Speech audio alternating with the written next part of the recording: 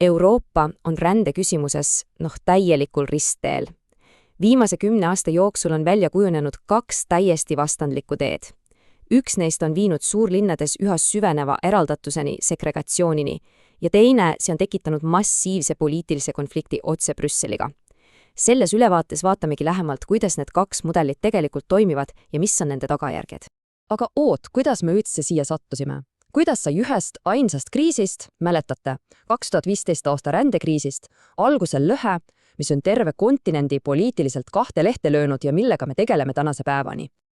Kõik sai alguse sellest siin. Üle 1 miljoni just nii palju varjupaigataotlusi laekus Euroopas aastal 2015.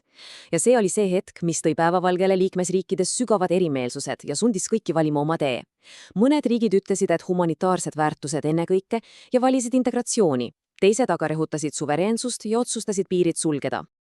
Okei, lähme siis asja juurde. Esimene mudel, see nii-öelda integratsiooni ja avatud uste tee. Ja selleks vaatame 2 väga tuntud linna, Berliini ja Stockholmi, et näha, kuhu see tee siis tegelikult välja on viinud. Ja mis selgud? Akadeemilised uuringud näitavad, et tulemus, see pole just see, mida loodeti. Räägime sügavast ja aina kasvavast segregatsioonist. See pilt siin räägid enda eest, eks. Võtame näiteks Berliini. On selline linnaosa nagu Neukölln. Kujutage ette, peaaegu pooled elanikest seal on rändetaustaga. Samal ajal on linna keskmine näitaja oluliselt madalam. Ja see ei ole mingi juhus, kaugel sellest. See on aastakümnete pikkuse arengu, poliitika ja ütleme ausalt, turumajanduse tulemus. Aga miks see siis nii on? Mis selle taga on? Uuringud toovad välja 3 peamist põhjust. Esiteks, eluasemeturg. Lihtne loogika, odavamad korterid on koondunud teatud piirkondadesse ja just sinna saavadki sisserändajad endale elamist lubada. Teiseks, tööturg. Uutel tulijatel on lihtsalt raske leida head tööd. Ja kolmandaks, muidugi Berliini ajalugu. See vana ida-lääne jaotus kummitab linna majanduses siiani. Ja kui te arvate, et Berliinis on asi keeruline, siis hoidke kinni. Lähme Stockholmi. Akadeemiliste ringkondades peetakse seda lausa üheks Euroopa kõige, ja ma rõhutan kõige, segregatsioonilisemaks pealinnaks. Lõhed ei ole seal ainult majade vahel, need on ka inimeste sissetulekutes, võimalustes ja hariduses. Ja siin on üks karm number, mis paneb asjad perspektiivi. Kujutage ette, rändetaustaga inimese jaoks on Stockholmis 2–3 korda raskem tööd leida kui põliselanikul. Ja see ongi see nõiaring, eks? Kui elad eraldi piirkonnas ja tööd ka ei saa, kuidas sa sealt välja murrad? Võtame hetkeks ja paneme need 2 linna kõrvuti. Tulemus on mõlemas sama, sügav eraldatus, aga põhjused? Natuke erinevad. Nagu öeldud, Berliinis kummitab see ida-lääre minevik. Stockholmis on jällegi probleemiks riikliku elamuehitusprogrammi pärand ja ulimalt jäik tööturg. Aga ühine joon on see, et see ilus sõna integratsioon, see pole kummaski linnas päriselt tööle hakanud. Okei, nüüd teeme 180-kraadise pöörde. Lähme Ungarisse ja vaatame lähenemist, mida võiks nimetada kindlus Euroopaks. Nende plaan? Mitte integreerida, vaid ränne lihtsalt peatada. Täielikult. Ja et sellest mõtteviisist aru saada, piisab ühest tsitaadist peaminister Viktor Orbanilt. Tema jaoks pole see küsimus majandusest või isegi humanitaarabist. Ei, see on eksistentsiaalne oht. Oht Euroopa ühtsusele ja Ungari enda suveräänsusele. Ja kogu nende poliitika ehitataksegi just sellele ideele üles.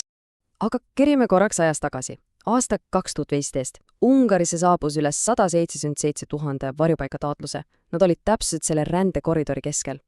Ja just see hetk oli päästikuks, mis pani valitsuse tegema väga radikaalsed otsused. Ja nüüd, vaadake seda, 5 aastat hiljem, 2020, taotluste arv alla 50. See on lihtsalt uskumatu kukkumine, üks järsemaid Euroopa ajaloos. Puhtad numbreid vaadates oli nende poliitika rände peatamiseks ülimalt efektiivne. Kuidas nad seda tegid? Retsept oli tegelikult üsna lihtne ja koosnes 3 osast. Esiteks, massiivne tara piirile, 100 kilomeetrid.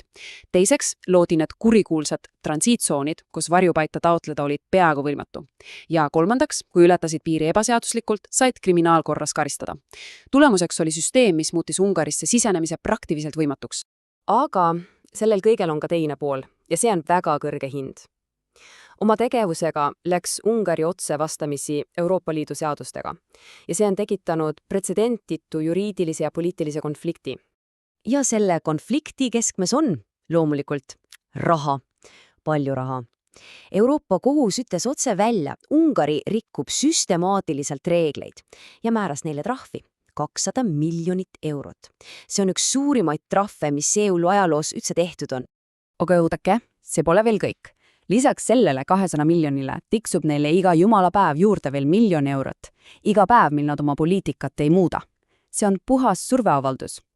Ja see graafik siin paneb aset õigesse konteksti. Vaadake, samal ajal kui teistel riikidel, näiteks Poolal või Kreekal, on ka trahve olnud, on need, võrreldes Ungariga köömes.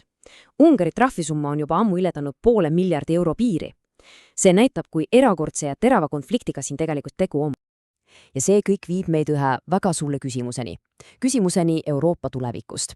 Me oleme nüüd näinud 2 täiesti vastandlikku teed ja mõlemal on, oma väga spetsiifilised tagajärjed. Ja kui me peaksime selle kõik kokku võtma, siis see oleks siin. Ühel pool on integratsioonimudel, tulemus, sügav sotsiaalne ja majanduslik eraldatus linnades, teisel pool on kindluse mudel, tulemus, massiivne poliitiline ja rahaline sõda Brüsseliga. Tundub, et ideaalset lahendust lihtsalt ei ole. Ja see jätabki õhku selle kõige suurema küsimuse, kuidas leida see habras tasakaal. Tasakaal julgeoleku, inimõiguste austamise ja riikide õiguse vahel ise otsustada. Kas Euroopa üldse suudab kunagi leida ühise keele või jäämegi pendeldama nende 2 äärmuse vahel?